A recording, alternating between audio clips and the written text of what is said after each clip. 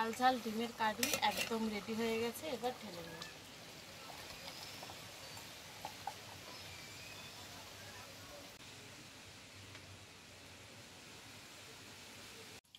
নমস্কার বন্ধুরা, আরবি ভিলেজ স্টোরির পক্ষ থেকে সকলকে জানাই অনেক স্বাগত। আজকে আবার চলে এসেছি প্রতিদিনের মতো আরও একটি নতুন রেসিপি নিয়ে।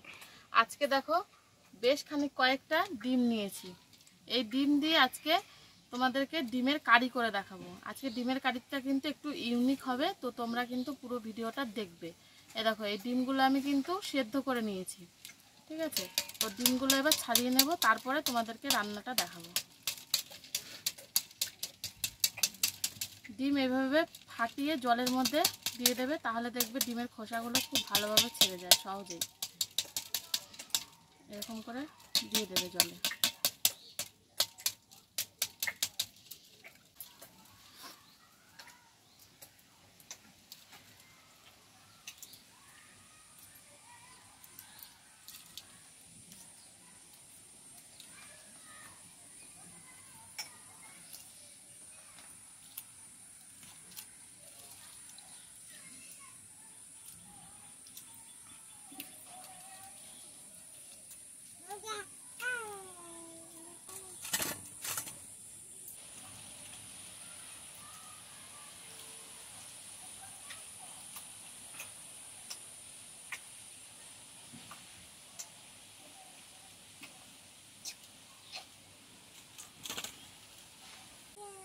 দেখো সব ডিমগুলো ছাড়িয়ে নিয়েছি। এবার ডিমগুলো এরকম করে খুন্তি দিয়ে এরকম ফুটো করে দেব, তাহলে ভাজার সময় ডিমগুলো ফাটবে না।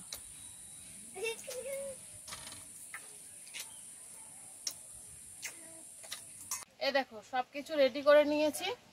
এবার প্রথমে ডিমগুলো ভেজে নেব, তার জন্য কড়াইতে দিয়ে দিচ্ছি তেল। আর ডিমের দিকে নুন হলুদ মেখে নিচ্ছি।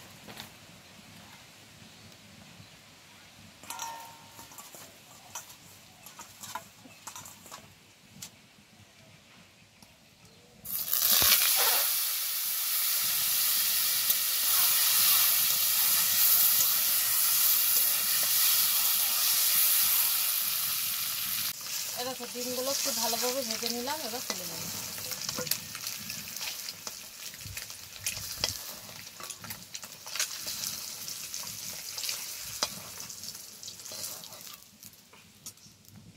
এবার ওই কড়াইতে আরো একটু তেল দিয়ে দিচ্ছি। তেলের উপর দিচ্ছি ফোড়ন। ফোড়নে আছে গোটা গরম মশলা, জিরে আর শুকনো লঙ্কা। এবার ফোড়নটাকে একটু ভেজে নেব।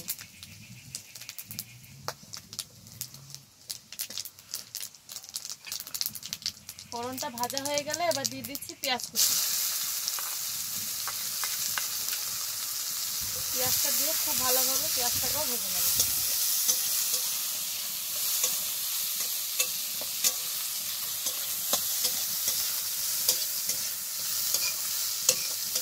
এবার এদিকে আমি আদা আর কয়েক কোয়া রসুন বেটে নেব।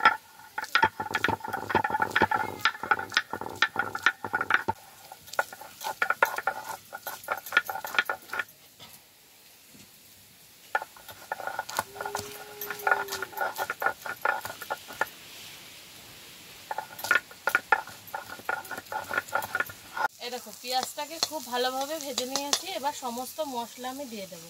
প্রথমে দিয়ে দিচ্ছি আদা আর রসুন বাটা, দিচ্ছি জিরে গুঁড়ো, ধনে গুঁড়ো আর লঙ্কা গুঁড়ো, পরিমাণ মতো নুনও দিচ্ছি, দিচ্ছি হলুদ গুঁড়ো, আর সবশেষে দিয়ে দিচ্ছি বেশ খানিকটা টক দই। এবার সমস্ত মশলাকে খুব ভালো করে কষাবো যতক্ষণ না পর্যন্ত তেল ছাড়ছে।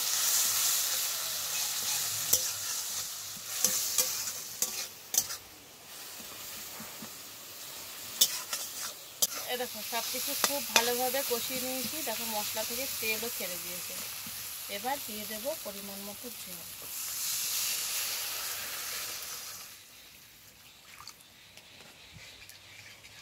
এবার এই ঝোলটাকে খুব ভালোভাবে ফুটিয়ে নেব, তারপরে ভেজে রাখা ডিমগুলো দেবো। এই দেখো ঝোলটা খুব ভালোভাবে ফুটিয়ে নিয়েছি। এবার দিয়ে দেবো ভেজে রাখা ডিম। এবার ডিম দিয়ে আরও বেশ খানিকক্ষণ ফুটিয়ে নিই।